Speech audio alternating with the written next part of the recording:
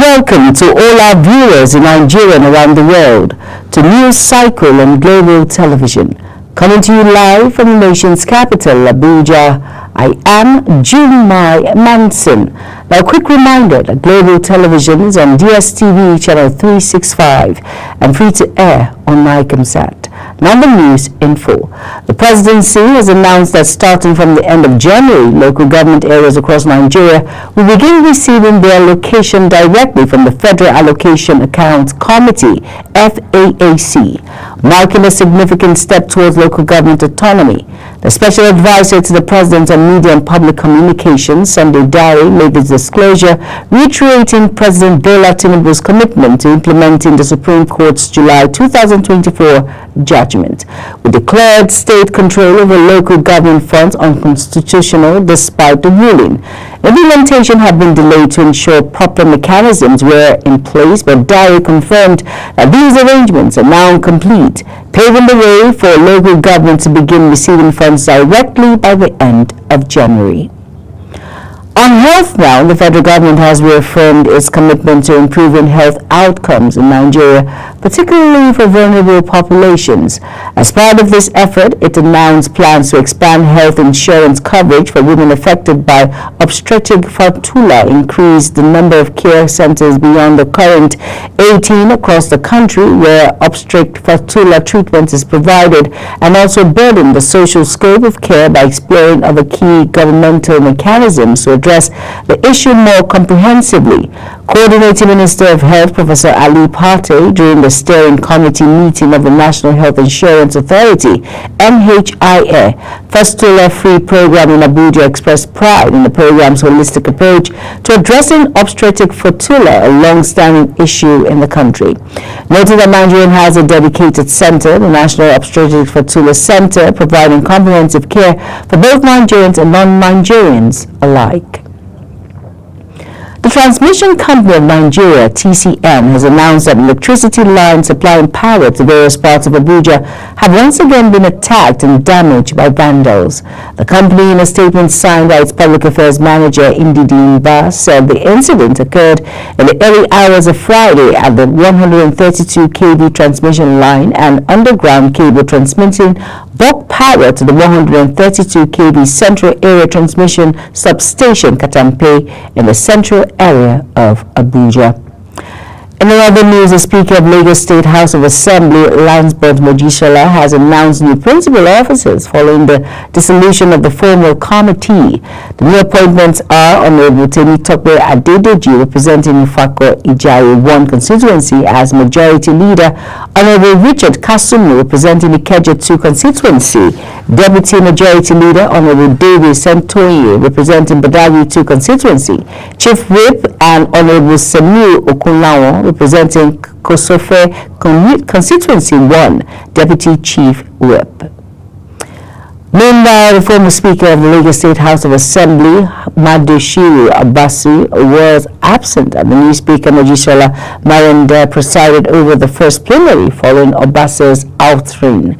The plenary had majority of the lawmakers representing various constituencies present. Before the removal, Abbasi, representing Agege constituency 1, was said to have been out of the country on vacation. Although it's not certain if he is still in Atlanta, United States, where sources at the Assembly said he was having his vacation. Over now to Imo State Governor Hope Uzodinma has called on residents to support security agencies in protecting lives and properties. Governor Uzodinma stated this during the 2025 Armed Forces Remembrance Day in Owerri, applauding the steadfast effort of the armed forces in maintaining peace, safeguarding lives and property, and ensuring the nation's security against internal and external threats. Sharon Ajay tells us more. The Armed Forces Remembrance Day is observed on January 15th to commemorate servicemen as well as honor the fallen heroes. In Imo State, the 2025 Armed Forces Remembrance Day was marked with laying of the wreath by the special guest of honor, the Imo State Governor, Hope Uzodinma, in Owerri. Speaking during the event, Governor Uzodinma expressed appreciation to security agencies for maintaining a peaceful atmosphere throughout the Christmas and New Year celebrations. Imo people owe the security agencies immense gratitude for helping us to battle insecurity in the state. Some have died in the cause of maintaining peace in the state. We shall continue to honor the memories of such heroes. While I commend the hierarchy of the security forces and the men and women who risk their lives for our security, the governor also called on residents of Imo State to collaborate with security operatives in order to enhance their efforts in protecting lives and property across the state. I want us to focus on the significance of their sacrifice, laying down their lives for others, for the peace and continued existence of our dear country, Nigeria, as one entity. This sacrifice is the highest form of patriotism, for which we can never repay them enough. The event brought together prominent leaders, veterans, and serving members of the armed forces to honor the sacrifices of Nigerians' fallen heroes. Governor Uzodinma's message underscores the critical role of security agencies in nation building, urging citizens to foster partnership with them to achieve lasting peace and stability. Sharona J. reporting for Global TV News. The Nigerian Police Force has recorded significant successes in its ongoing effort to combat crime across the country. With the recent busting of illegal weapons manufacturing factory in Benue State, the arrest of notorious cultists in Delta State, and the apprehension of 2 murder suspects in Kebbi State. In a statement, Force Public Relations Officer ACP Olumuyiwa Adejobi detailed the recent police operations. He said in a statement that on January 11, 2025, police operatives in Benue State raided a weapons manufacturing factory in Tisse Akamba area of Wade local government area, arresting 2 suspects Friday, Ablokambe and Iwere, also known as AK. The Independent National Electoral Commission (INEC) has announced that 7,746 deceased voters were removed from the National Voters Register in 36 states and the Federal Capital Territory as of December 2022. Director of Voter Education and Publicity Victoria Esemesi disclosed this, noting that a thorough cleaning of the voter register is usually done before every general election. In its 2023 post-general election review in December 2024, INEC highlighted challenges with cleaning up the voters register, despite improvements in the voters registration process that added 12,298,944 new registrants. Governor Hope Uzodinma has marked the first anniversary of his second term in office with a special Thanksgiving Mass at the Maria Assumpta Cathedral in Owerri, the state capital. The Holy Mass was officiated by the Archbishop of Owerri Ecclesiastical Province, His Grace Most Reverend Dr. Lucius Ugorji, and attended by top government officials, dignitaries, and residents. Queen Agaba has details. On November 11, 2024, Governor Hope Uzodinma of the All Progressives Congress was re-elected for a second term with an overwhelming victory as he secured wins in all 27 local government areas of the state. To mark the first anniversary of his second term, the governor, alongside key stakeholders, dignitaries, and residents, gathered at the Maria Assumpta Cathedral in Owerri in order to reflect on the journey so far. In his homily, the officiating Archbishop Lucius Ugorji urged Christians to always seek God in everything they do.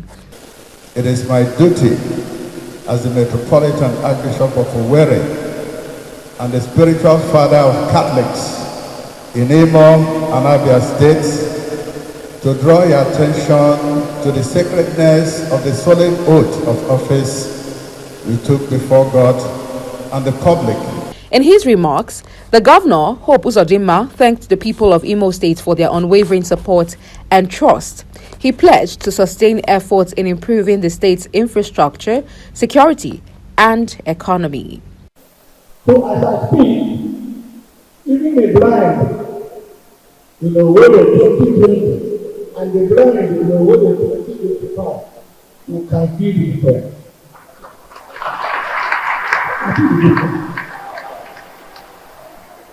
So I want to join the Nigerian military in praying for our fallen heroes and join all of us in condoning the widows and widowers left behind. Highlighting his administration's achievements in the past year, the governor pointed to landmark infrastructural projects and initiatives aimed at enhancing the welfare of residents. He also unveiled plans for the second year of his term, emphasizing economic growth, improved security, and educational reforms. Those of us who are here to move from our secretary to go to our local was a journey of almost 2.5 hours. To move from our secretary to those of people was a journey of almost 3 hours and a half. Are we talking of venturing to those places over a place? The Greek law that has gone far and back was unbelievable. Governor Uzodinma's first year in his second term has been characterized by remarkable strides in developmental projects as well as governance. For Global Television, Queen Agaba reports. The federal government has debunked a rumor that the third mainland bridge is shaking, describing it as baseless and driven by ulterior motives. This is after some messages on social media platforms claimed that a part of the third mainland bridge had opened up and the bridge was shaking. The Federal Controller of Works in Lagos State, Olukorede Kesha, said the message was false and should be disregarded. Elsewhere in the news, a coalition of civil society organizations of Nigeria and Akwa Ibom State has called on the River State government and the federal government of Nigeria through the National Oil Spill Detection and Response Agency and other relevant agencies to tackle the environmental issue posed by the prolonged oil spill in Bukama waterways in Port Harcourt, River State. Coalition raised the concern at a media briefing by the Akwa Ibom State Director of the Center for Human Rights and Accountability Network, Franklin Isong, after a massive oil spill from the wellhead of oil mining lease 15, a facility that is said to be operated by the Nigerian National Petroleum Company Limited, ignited a fire that destroyed aquatic life in Bukama, Asari, Tolu local government area of the state. Usong, who highlighted the coalition commitment to the sustenance of democracy and good governance across Nigeria, lamented that the spill has not only posed a dangerous environmental hazard and threat to the people, but has also violated their right to a healthy environment and good quality of life. You are watching the live broadcast of News Cycle on Global Television, coming to you live from the nation's capital, Abuja. When News Cycle returns, European Union votes 510 million euros in humanitarian aid for Nigeria and sub-Saharan Africa. We shall bring you those details as well as that of foreign and sports stories right after the break. Please stay with us.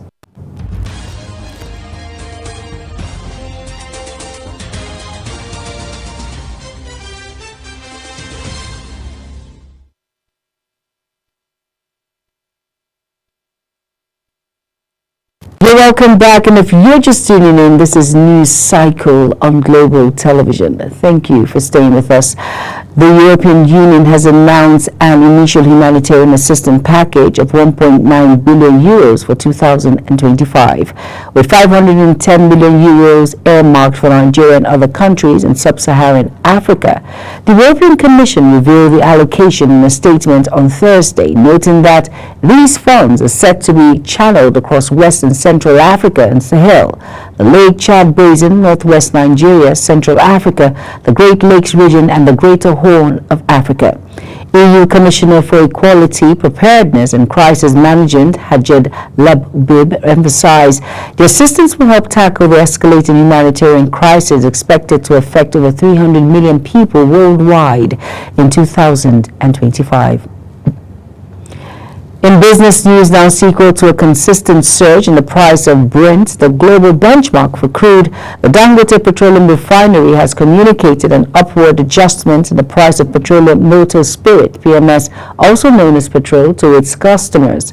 In a statement, the refinery announced that its refined products will now be paid at 955 naira per litre at the loading gantry, marking an adjustment in its pricing structure, noting that marketers buying between 2 million to 4.99 million litres will now buy at 955 naira per litre, while 5 million litres and above will pay at 950 naira per litre. The amount marks an increase of 55.5 or 6.17% from 899.50 naira per litre, announced as a holiday discount for Nigerians last year, December. The Nigerian Midstream and Downstream Petroleum Regulatory Authority has said that the country's compressed natural gas (CNG) conversion capacity increased by over 2,500% in 2024. Chief Executive Farouk Ahmed said this in Abuja at the inaugural Petroleum Industry Stakeholders Forum organized by the Ministry of Petroleum Resources. Ahmed said that the NMDPRA supported the Presidential Compressed Natural Gas Initiative (PCNGI) by stimulating 186 new conversion centers, which triggered the country's conversion capacity. The federal government is planning to raise 1.8 trillion naira from the bond market in the first quarter of 2025. According to Debt Management Office, the proposed insurance detailed in the newly released FGN bond insurance calendar include a mix of reopened and new bonds spread across the monthly auction slated for January, February, and March 2025. Now, this funding effort forms part of government strategy to address a projected budget deficit of 13.08 trillion naira 2025, equivalent to 3.87% of the country's gross domestic product. On our foreign news now, Israel's Security Cabinet was set to meet in order to approve a Gaza ceasefire and hostage release deal that should take effect this weekend. If approved, the agreement will halt fighting and bombardment in Gaza's deadliest ever war and initiate the release of dozens of hostages held in the territory since Hamas' October 7, 2023 attack on Israel. Under the deal struck by Qatar, the United States, and Egypt, and ensuing weeks should also see the release of hundreds of Palestinian prisoners held in Israel's jail. President Joe Biden has commuted the sentence of nearly 2,500 people convicted of non-violent drug offenses in what the White House called the largest single-day act of clemency in U.S. history. Those whose sentences were commuted were serving disappointingly long sentences compared to what they would receive, calling the move an important step toward righting historic wrongs, correcting sentencing disparities, and providing deserving individuals the opportunity to return to their families. A Pakistan court has convicted former Palestinian Prime Minister Imran Khan and his wife Bushra Bibi in a landmark graft case, sentencing Khan to 14 years in prison. Khan has been held in custody since August 2023, charged with around 200 cases, but his party claimed the latest conviction was being used to pursue him into stepping back from politics. The anti-graft court convened in a jail where Khan is being held near the capital, Islamabad, and convicted the couple for graft linked to a welfare foundation they established together called the Al-Qaeda Trust. Investigators probing the Jeju air crash that killed 179 people last month have found feathers in both engines, according to South Korean media reports, with a bird strike being examined as one possible cause. The Boeing 737-800 was flying from Thailand to Maum, South Korea on December 29th, carrying 181 passengers and crew, when it barely landed on Muan Airport and exploded in a fireball after slamming into a concrete barrier, stating that it was the worst aviation disaster in South Korea's soil.